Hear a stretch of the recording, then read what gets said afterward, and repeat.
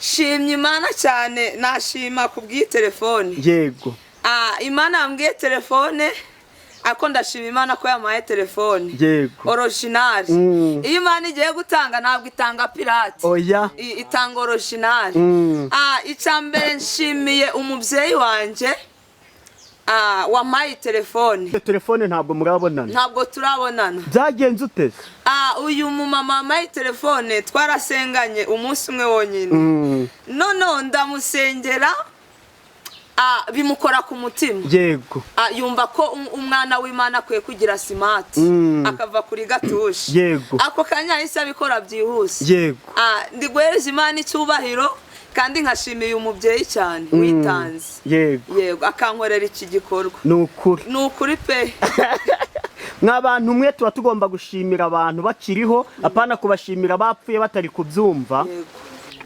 yes reka tubasuza abakunzi ba Concorde TV show aho merose yo mu Rwanda mu ntara enye ndetse mu mujyi wa Kigali abari mu mahanga mwumva ikinyarwanda ndabasuhuje Imana amahoro nibane namwe kandi bahe umugisha ntabwo nabura gushimira abantu bakanze subscribe bakadushyigikira tukaba tuko umuryango mugari nawe ugiye kubona iki kiganiro bwo bwa mbere ukayikanda ngusabiye umugisha nanjye pe isezerano n'umwenda nabasezeranije yuko ntazajya mbicisha irungo mwebwe mufite smartphone mpamvu mfata urugendo nkajya gusura abakozi b'Imana nkabasanga ahantu hatandukanye nje nk'ibisanzwe ndihatuma Imana Concorde imbere ya kamera turi kumwe n'umukozi w'Imana ni umuhanuzi abenshi bamaze kumumenyera yitwa Muhanuzi Jacqueline izina ndivuze nabi reka ryivugire amazina ni Muhanuzi Joseline harya Jacqueline na Joseline ntago bigiye kure cyane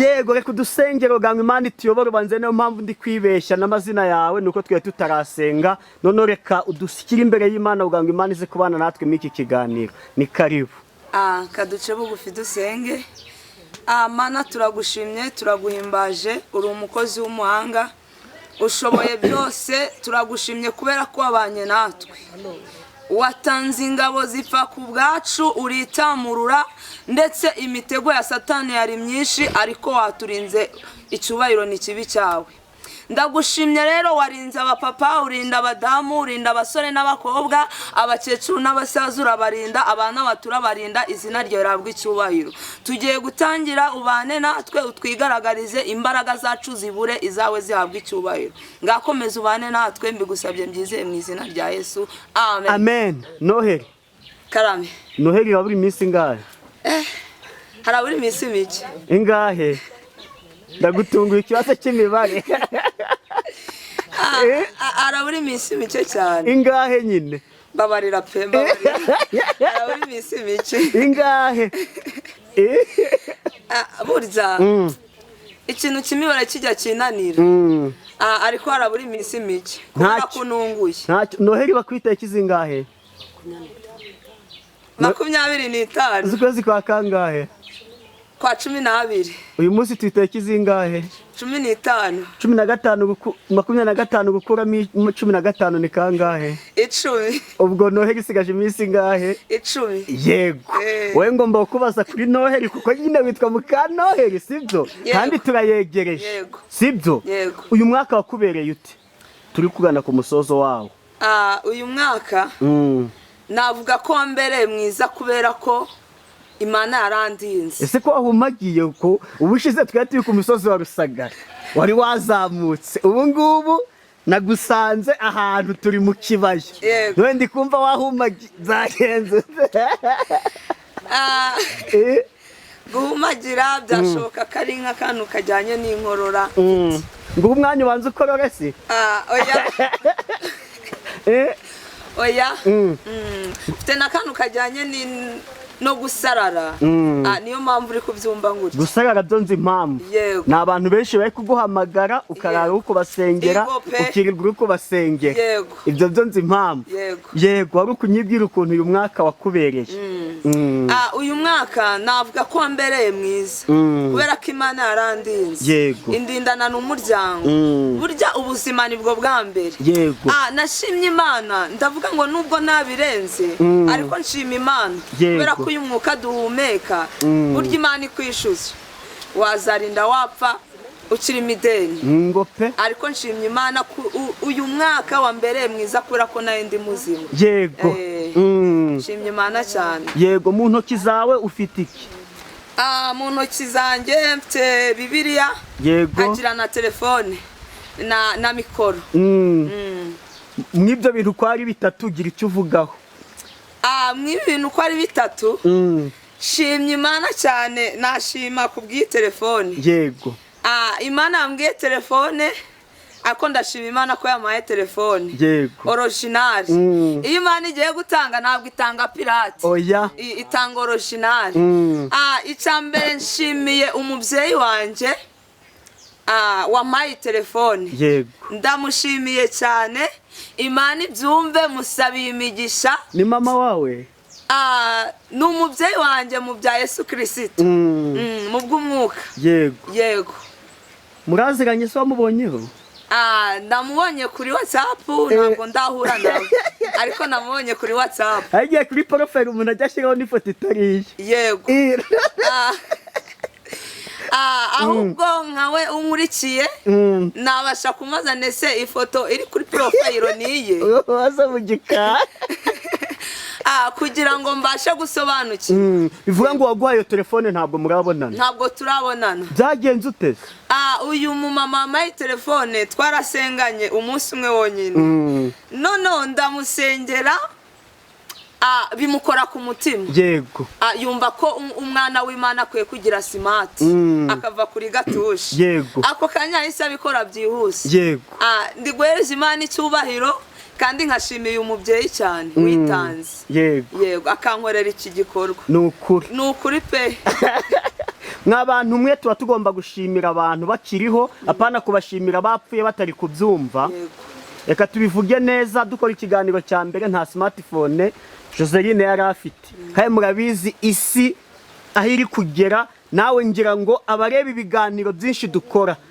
90% babirebera kuri smartphone nibura abandi kuri computer abandi kuri tablet ubwo rero udafite smartphone ntabwo ikiganiro wabona uko ukireba udafite smartphone ntiwabona uko uvugana n'abantu bari kuri telefone kuri WhatsApp kandi dukurikirwa n'abantu bari mu bihugu bitandukanye ubwo ro kwa gatanu hari umuntu wampamagaye ambwiye ko yifuza gusengana na Joseline nanjye fata urugendo kwa gatandatu mu gitondo ndagenda ndamureba hano umurenge wa Kagogo aho batuye barasengana arangije aravuga ati umugisha nkugiriyeho ngiriye ku mukozi w'Imana sinawihererana njye nyine ahubwo hari abandi bamubuze nkuko naye namubuze reka mugwire smartphone kugira ngo bazajye bamuhamagara babone uko basengana ubwo rero tumusabiye umugisha ni umumama ntago tuvuga amazina ye ahari mu gihugu cya Australia Imana imuhe umugisha kandi nabaye babuze Joseline kuri WhatsApp rwose arahari kuri nimero ya 078 666 456 89 isubiremo 078 666 456 89 yega bari hanze y'igihugu rero bumve yuko umubyeyi yabikoze kugira ngo namwe mube mwamubona kuri WhatsApp iyo nimero niri kuri WhatsApp wamwandikira wamuhereza voice note mbere uko dutangiye ikiganiro nabonye ari na benshi ari gusubiza Imana ishimwe kandi habwa icyubahiro yego kiganiro twakoze hano hari umuntu wanditse ngo sengera nanjye nkizwe nimara gukizwa Imana ingirira icyizere impe mwuka wera ingire igikoresho cyayo ikorere muri nje inkoresha imirimo n'ibitangaza mbibashe nizeye mbisabye nizeye mu izina rya Yesu amen uyu muntu ugira icyo umubwira uyu muntu icyo namubwira cyo Imana iri kubatura cyane yego kandi amaraso ya Yesu abatura umuntu uri mu byaha akamukurura cyane akabasha nawe gukizwa kandi Yesu niwe utanga agakiza kubera ko twe ntago twakishakamo ngo bishoboke ariko Imana itanga agakiza sibyo yego ndamumenyesha ko mu gihe gikwiriye atazi ikimutunguye azibona ari mu gakiza kayo amen yego twibutse abadukurikiye yuko Joseline ari umuhanuzi uzwi nk'uwahawe impano zo gutegeka akirukana abarozi ibihamya turabifite, abarozi bagahunga mu izina rya Yesu. Ibyo birajyana rero n'uyu wahise yandika ati ndi Rubavu Mahoko mu nsengere abarozi baranyugarije. Uyu uramufasha iki? Icyo ndamufasha, ntabwo abarozi bafite imbaraga ku buzima bwe. Yego. Icyo namubwira cyo, Imana niyo ifite imbaraga. Yego. Yego. Zo guhangamura abigize ibyigenge ku Mana. Namutangariza ko abo barozi bamuroga ntabwo bamufite ububasha, ahubwo Imana kakanya niyo imufite ububasha. Yego. Yego. Ibasha kwirukana, igatsemba, igatwika, igakongora imigambi y'abarozi kaburizwamo. Icyo namusaba, ndamusaba kwizera, akizera ko Imana ishoboye byose kandi ari nayo ibikora. Icyo namusaba. Harundi ati nanje hari uwuriko anyiruka ko arapfa mu izina rya Yesu, amen. Ngira ngo ubwo ni umurundi. Yego. Undi ati nsengera nanjye nduhijwe n'ibibazo. Undi ati yego rata ndafashijwe ndagukunze cyane. Amina. Undi ati mperereye Kicukiro ndagukurikiye nanjye mfasha gusenga nagukunze. Undi ati amen amen, Imana ishyirwe hejuru rwose. Undi ati tuba turimo gufashwa amavuta n'imbaraga. Sha witonde, vuga ko uyu nguyu. Sha witonde. Nitonde. Yego. Niko yavuze. Ntabwo namenye impamvu yavuze ngo nitonde. Uzi impamvu? Yego. Impamvu ngo nuko yagendeye kuri titre twashyizeho, sibyo? Yego. Titre twashyizeho ngo muhamagare agufashe gusenga. Yego. Niba ufite umurozi ukubangamiye, yego, yahawe impano zo kwirukana abarozi. Yego. Ndakeka ko impamvu yavuze ngo witonde, ntabwo wakwirukana abarozi ahubwo wakurebera izuba. Birumvikana. Niba uri kubabuza amahoro, murahanganya nyine. Turahangana. Kubera ariko ntabwo ari njye urahangana nabo. Yego. Ni Imana irahangana nabo, sibyo? Kuko njye sinahangana nabo ngo mbishobore. Yego. Ariko Imana yampamagaye irahangana nabo. Ariko witonde. Yego. Uritonde ute?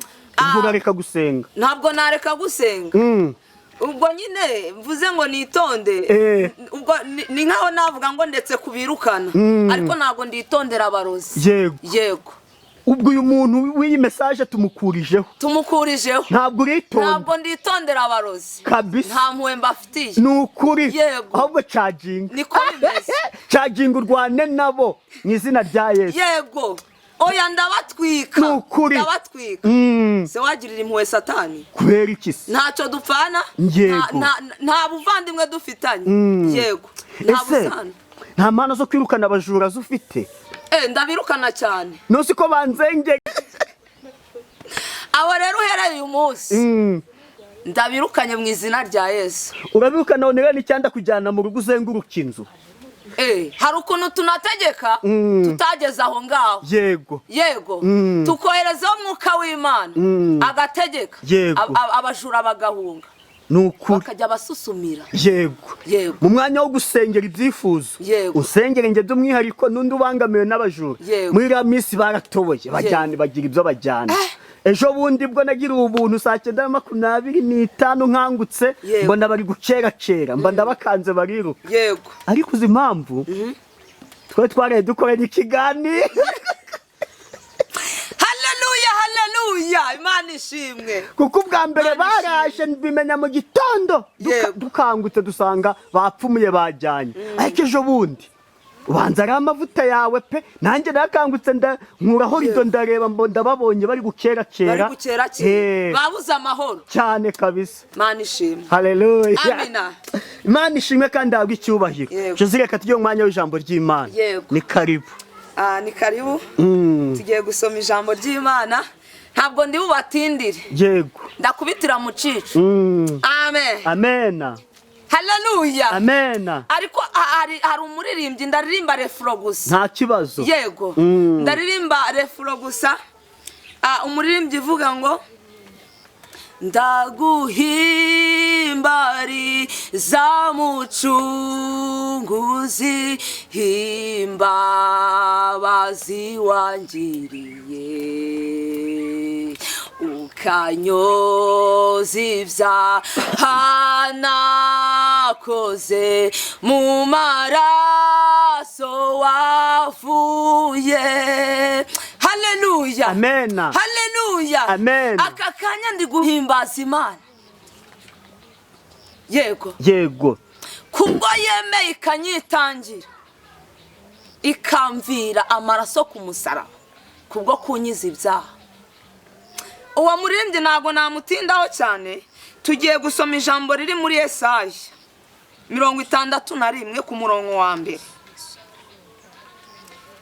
Kadusome mu izina rya Yesu. amen. Umwuka w'Umwami Imana ari muri nje, ngo kuko Uwiteka yansize amavuta ngo mbwirize abagwaneza ubutumwa bwiza. Yantumye kuvura abafite imvune mu mitima no kumenyesha imbohe ko zibohorwa. Amen, amen. kadusubiramo. Umwuka w'Umwami Imana ari kuri nje, kuko Uwiteka yansize amavuta ngo mbwirize abagwaneza ubutumwa bwiza. Yantumye kuvura abafite imvune mu mitima no kumenyesha imbohe ko zibohowe, no gukingurira abari mu nzu y'imbohe. Kandi yantumye no kumenyesha abantu umwuka w'imbabazi z'Uwiteka. Ni umunsi Imana yacu izahoreramo inzigo no guhoza abarira bose. Yantumye no gushiraho itegeko abisiyoni bari yantumye no gushiraho itegeko abisiyoni barira ryo kubaha ikamba mu cyimbo cy'ivu. Haleluya, amen, haleluya, amen. Imana ishimwe nihabwe icyubahiro ngo umwuka w'Umwami Imana ari muri nge. Haleluya, kubera ko umwuka w'Imana ari muri nge. Haleluya, yamaye ubushobozi bwo gutegeka, amu ubushobozi bwo kwitirirwa umwana wayo. Haleluya, Imana ishimwe. Umwuka w'Imana ari muri nje. Aka kanya ukunega amatwi wumve ko umwuka w'Imana ari muri wowe, wumve ko nawe aka kanya wahabwa imbaraga zo gutegeka. Abarozi bakuzengereje ukabategeka. Haleluya, umwuka w'Umwami Imana ari muri nje. Imana ishimwe kandi nahabwa icyubahiro. Yesu nashimwe kubera katubereye maso. Aka kanya ndatangariza abantu bafite abaroza aka kanya, ndabatangariza yuko aka kanya bagiye kuva ku buzima bwawe kubw'imbaraga z'umwuka wera. Haleluya, Yesu azaduha ububasha. Aka kanya nawe ndagusabira ko Yesu yaguha imbaraga zo kwirukana abarozi, zo gutegeka, zo ugategeka bagahunga mu izina rya Yesu. Kubera ko Imana izaba iguhaye ubushobozi, ikaguha ubushobozi bwo kwirukana abajura, ikaguha ubushobozi bwo kwirukana uburwayi bugahunga mu rugo rwawe, ikaguha ubushobozi bwo kwirukana ubukene bugahunga mu rugo rwawe, ikaguha ubushobozi bwo gutegeka warabuze akazi ukakabona, ikaguha ubushobozi abana bawe barabuze ubwenge ugategeka, Imana igahereza abana bawe ubwenge kubera ko ishoboye byose. Ijambo ryaravuga ngo nshobozwa byose na Kristo mu imbaraga. Nanjye aka kanya udafite Yesu muri wowe, udafite Yesu mu mutima wawe, ntacyo wabasha gukora. Ariko iyo ufite Imana ukamenya ko Imana iri muri wowe, urategeka ndetse abarozi ntibagukanga, urategeka ndetse uburwayi buragunga bukanagutinya kubera ko ari Imana iri kumwe nawe. Haleluya, haleluya, Imana ishimwe. Aka kanya ndategetse nanjye, negetse mu mbaraga z'Uwiteka. wa muntu we ufite ikibazo cy'abarozi, aka kanya ndategetse batsindwe mu izina rya Yesu. Aka kanya negetse abajura, mbateje ubwoba, ntibazongera kugaruka mu rugo rwawe ukundi, kubera ko ari Imana ibikoze. Hari ukuntu umurozi aza kukuroga, yagera ku marembo agatangira akareba ibihushuka, akavuga ati se ahantu niho cyangwa siho, kubera ko hari ikintu Imana yamuhishe rata, kubera ko yashize igihu ku maso ye akahayoberwa kandi ahagaze ndani.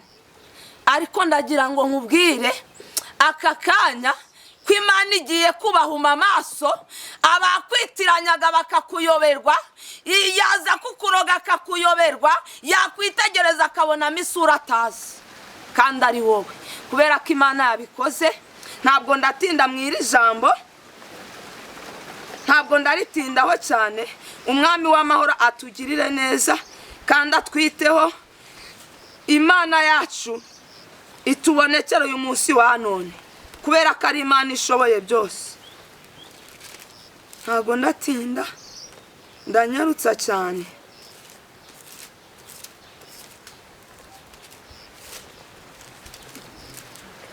Yesu aduha n'umugisha cyane, atureberere.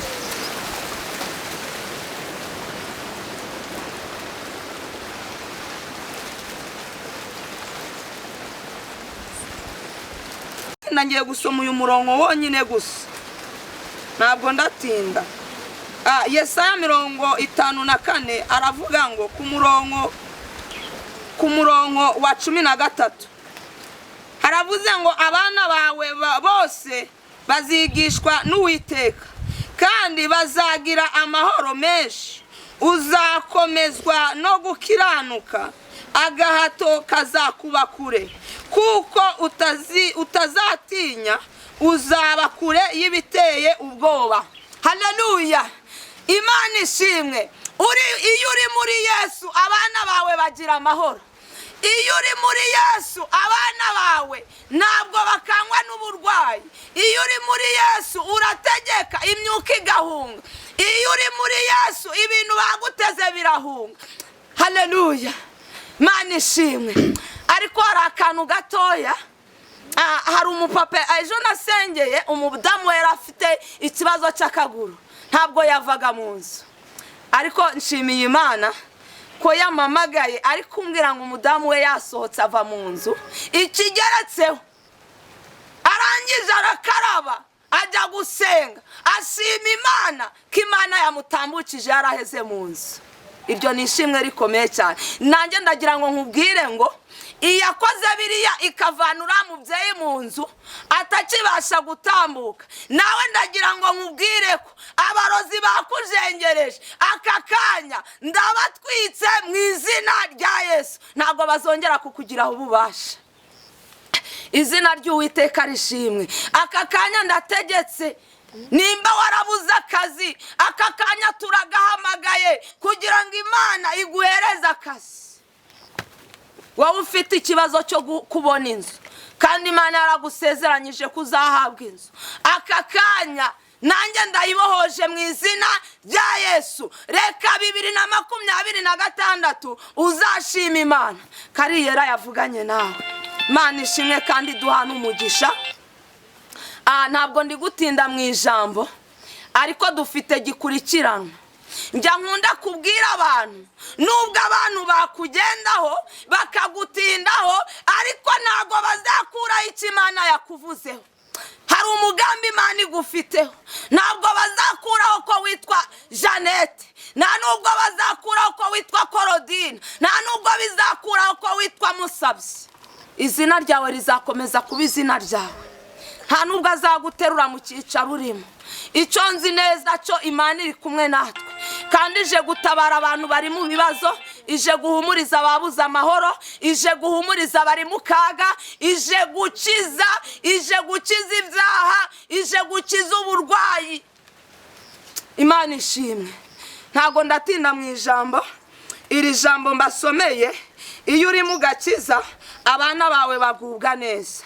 Iyo uri mu Mana ntabwo ubura ibyo kurya. Iyo uri mu Mana ntabwo ubura akazi. Iyo uri mu Mana urubaka bigakunda, ababyeyi bakubaka, ingo zabo zigakomera. Iyo uri mu Mana, kuba mu Mana ntabwo bitera igihombo, ndetse nta n'ubwo uhomba. Amasengesho ni amasengesho abicika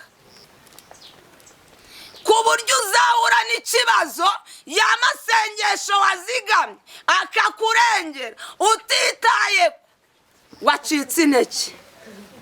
Aya masengesho dusenga mu gihe twacitse intege, aya masengesho araturengera. Mu gihe twabuze abaduhumuriza, aya masengesho akaduhumuriza, kubera ko ari Imana tuba turi kumwe nayo. Ariko ndatangariza abantu, ndi gukomeza kubwira abantu ko pasiwadi ari ukwihana bakava mu byaha, asigaye Yesu akabagirira neza. Imana ikabakiza ibibembe by'ibyaha, yarangiza ikabaha iby'imitima yanyu ishaka. Gusa Yesu iri jambo nkunda kurivuga, Yesu yakizaga impumyi akazura abapfuye, ariko yarangiza akavuga ngo bikubera uko ubyizereye. Ndababwira kugira ngo mugire kwizera, mu burwayi bwanyu mugire kwizera, mu bukene mugire kwizera, mwabuze akazi mugire kwizera, abarozi babazengereje mugire kwizera. Niwerekana ko umurozi ari ugufiteho ububasha kurusha Imana, azakugiraho ububasha. Ariko numwereka ko Imana ariyo ifite ububasha, umurozi ntazakugiraho ijambo. Mwakire neza ijambo ry'Imana. Dushimiye Imana. Yego. Imana ishimwe. Ni gutya dusoje n'isengesho, ni karibu. Mana turagushimiye, turaguhimbaje. Oya uri umukozi w'umuhanga, urera urakiranuka. Uri Imana itanga umugisha mu mujyi no mu cyaro. Uri Imana yishura amadeni. Uri Imana itanga urubyaro, abadafite abafiyanse ukababa. Ndetse hari abantu bashaka kurushinga, ariko aka kanya mpamagaye abagabo mu izina rya Yesu. Aka kanya ndahamagaye kugira ngo izina ry'Uwiteka rishimwe. Byashoboka ko Imana yakubwiye ko izaguha umugabo, aka kanya ntawe uri kukubaza izina, ariko byashoboka ko umusheri wawe ari muri gereza.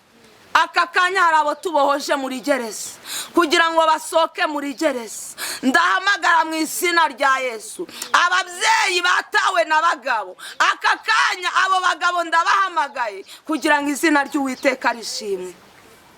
Sengera abari hanze y'igihugu, Mana ndabasengeye kugira ngo bigaragarize, ubakize ibibazo bitandukanye, ubane nabo muri byose mu izina rya Yesu.